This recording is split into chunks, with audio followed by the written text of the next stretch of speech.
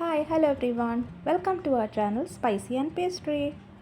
ഇന്ന് നമുക്ക് എളുപ്പത്തിൽ ഉണ്ടാക്കാൻ പറ്റിയ കുട്ടികൾക്കുമൊക്കെ വളരെ ഇഷ്ടപ്പെടുന്ന ഒരു ഐറ്റമാണ്.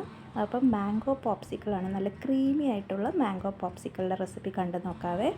ഇതിന് വേണ്ടി നമ്മൾ എടുക്കേണ്ട മാങ്ങ പുളിയൊന്നും ഇല്ലാത്ത ടൈപ്പും പിന്നെ ചകിരി പോലത്തെ ഒന്നും ഇല്ലാത്ത സ്മൂത്ത് ടെക്സ്ചറിൽ കിട്ടുന്ന മാങ്ങ ആണ് ഏറ്റവും നല്ലത്. അപ്പോൾ അത് 1 കപ്പ് പൾപ്പാണ് എടുത്തേക്കുന്നത്, വെള്ളമില്ലാതെ അടിച്ചെടുത്തതാണ്.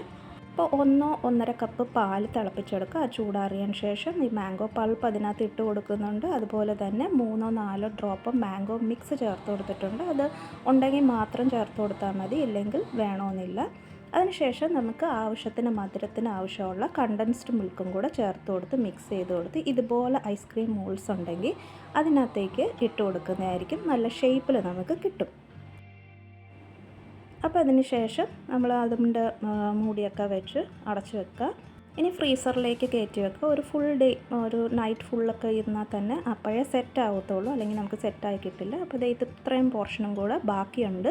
അപ്പം ഞാനത് വേറെ പാത്രത്തിലിട്ട് ഫ്രീസറിൽ തന്നെ വെച്ചു. ഇത് കാലിയാവുന്നതനുസരിച്ച് അതിലേക്ക് ഒഴിച്ച് കൊടുക്കാമെന്ന് വിചാരിച്ചു. അപ്പോഴല്ലേ നമുക്ക് നല്ലൊരു ഷേപ്പിൽ കിട്ടുള്ളൂ.